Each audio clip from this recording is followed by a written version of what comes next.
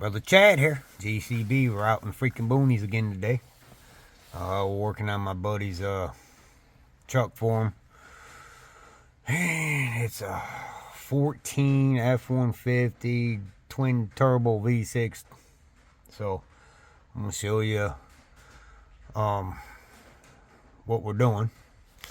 So this ain't gonna be a normal short. So alright, to get this radio out, first of all, we need a couple of those. $5 at Harbor Freight. That one there, the blue one will be better because it's not as sharp as a turn, but you can get to what I'm about to show you. So, but those are $5 at Harbor Freight. There's 4 of them. Brother Mark dropped one. So, first thing you do is take out these 2 screws, and then you take one of these. You go pop, pop, pop. Second thing, to remove the radio, you got to remove this. So you go back here and go pop, pop, pop. And then you got a screw right there. Just don't drop it, man, you know. But you got a screw there. And that's just for that side. And the bottom piece, you got this here that goes in there.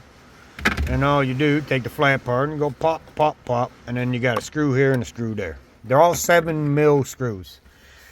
Now you gotta move to the airbag. Man, you know, first start out with just pushing in the tabs, drop the airbag. You got 3 10mm bolts up in there, and then you take this tool here and you gotta get it up in there. You got weasel and go and just pull it.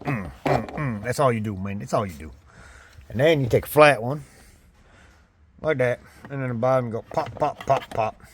Then you got the airbag moved. Alright. We all 10-4 on it. And then you got to pop this out. Pop, pop, pop. And then you got another screw there. Alright. We're not really taking the radio out, but that's how you remove the radio. And we're actually trying to get to an actuator up here. So let me hand you off to Brother Mark. Alright, now final step. In theory, I got sore fingers. Grab each side. Get your hands weasel back here somehow. And then you, oh Lord, I pop all that up. Oh, you get that weaseled out, man. You know, you gotta go side to side because of these ears.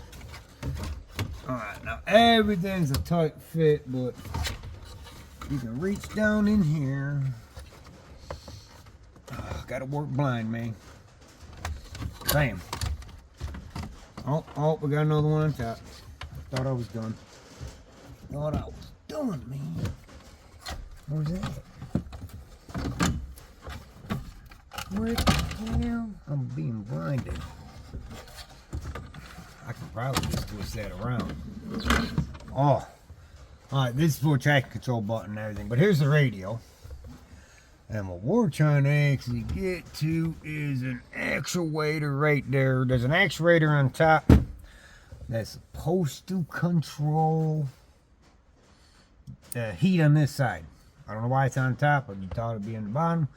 Well, from my research, it's on top. So I got both actuators just in case, because if that don't work, if that didn't fix it, we're going to do the bottom one too. So I'm going to get the radio out. You know, you got 2 screws for the radio. Exactly, got multiple screws. Yeah, no, just, alright, you got 1, 2, 3, 4 screws for the radio, 4 for the CD player, which I don't think we're going to be messing with the CD player. So all we're going to do now is, I don't know, man. I don't think I can get to it. Alright, we'll cut the back on when we get there. Right. We found the actuator. We did have to unbolt the CD player. I don't want to disconnect the radio just in case you got to punch a code to get it back on. And yeah, my buddy's old lady will go spaz if they can't listen to the radio going to work. But that's the actuator. And that there supposed to work the passenger side. You got 2 screws. One on the front, one on the back. The clip, it's tight. No, I can't get it out. Tucked it away so it won't fall on us. Man, try to present extra work. Oh man, damn it! I can't even get it back up there, man. There we go. That plug there has a red clip. You gotta slide the clip back, and gotta have some kind of dinky fingers to get to it, brother Mark. But that's the actuator we're getting to. That's supposed to work the passenger heat and air side. So that's how you remove the radiator and get to that. Radiator? I mean ratio, you know. It's a long day, it's Sunday, raining. It's been raining for damn near 18 hours, so we're gonna get that out. And then we're gonna see if everything works, man. Stay tuned. Be right back. Wow. Oh, there you go. You gotta cripple yourself a little bit to get up in there, but you got a screw here and a screw there, and I'm going to the glove box. Hey. That's what we're getting off. But when my buddy got the 3 actuators, he never had them mark what one's what. So that's gonna be the fun part now. I gotta call the parts store. Let me get you. Here. These are the dormant part numbers. Wow. But they're not listed. He didn't have them right on the box what was what, but I'm thinking it's this one here. Because this is the only one that didn't come with an adapter piece, so this might be it. I can't see. Let me get the light. Pretty much look the same. I don't know if they're the same size or not. Look like the same size, but all 3 actuators look identical. Same plug, same thing. This is the only one that says stop. So I don't know. Now to set an actuator, you don't install it, bolt it down, and just start playing with knobs. You got to have it out, and then you got to put it all the way to cold. And that would just spin, and then when it stops, put it all the way to hot, and it'll spin, and then you put it dead center in the middle, and then when it stops, then that's when you install it. So I have to call the parts store and see which one is which. So I guess we'll be right back, but that's where it's at. It's not really difficult to get to. It does come with a tech form, nope, yada. It's always good to read these if you're not familiar and putting them in. So let me call the parts store, find out which one it is, so you can have a part number, so you can go on Amazon and just get it, man. Cheaper than the parts store, man. Parts store is about $60-$70, probably $80, knowing nowadays with the economy. So let me call the parts store, see which one it is, and then be right back. Alright, we're gonna see what we got. I'm gonna take that off auto. AC came on, AC off.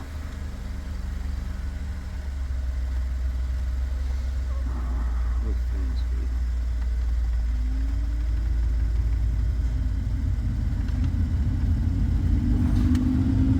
Holy crap, we got heat on this side. And this side. Huh? And this side. I think this has to be hooked up or something.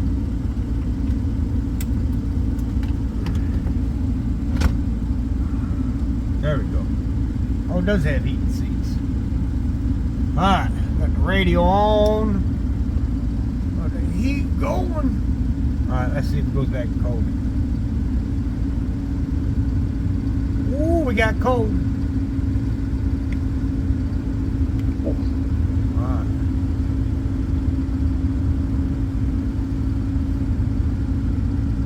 See, well, we're gonna let it run, get a little cozy real quick. So I'll be right back. I got something to show you, something to talk about.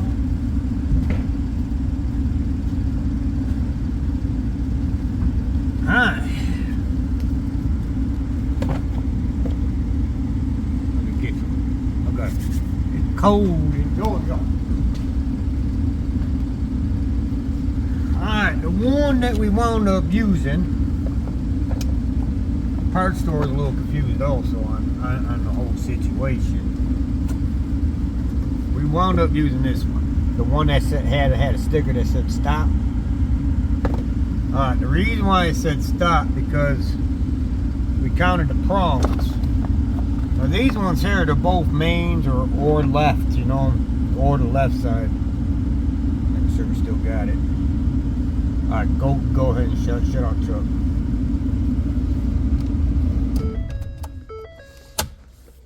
Alright, these other two are identical, they're both the same. You probably can't see inside here, but the prongs in there, you got 4 on one side and 1 on the other side. There's a space in there. Alright. So that's part number 241 and 224. Now they both come with adapter pieces.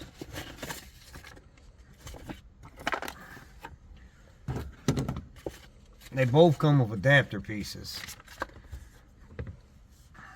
I'm down here, man. So you can change out the tips. Alright. Those two were identical, which that's what confused the crap out of me. But the one that said stop on it, it has 3 on one side and 2 a space, you know, and then 2. So that's the whole reason why it said stop. And the instructions said to count the pins. So part store was no help. So we counted the pins. And this Ford, because it's a Ford, I know the Chevys, you got to do that thing I said, you know, let it run one way, then let it run the other way. I guess this Ford, I didn't have to. I put it in. That's it. Boom, ready to go, man. So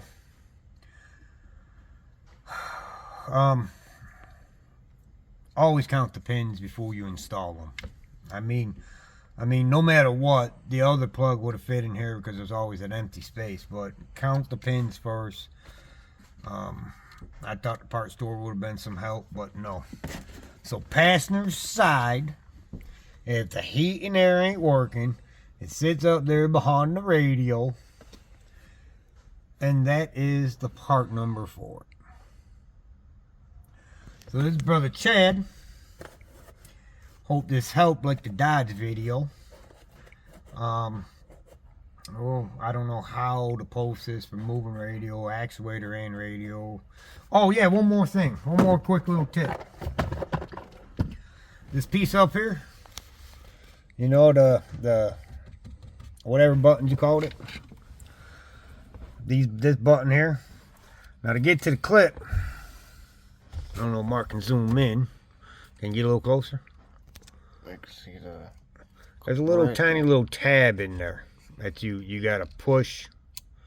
You push it down and then pull it. Sometimes it's aggravation.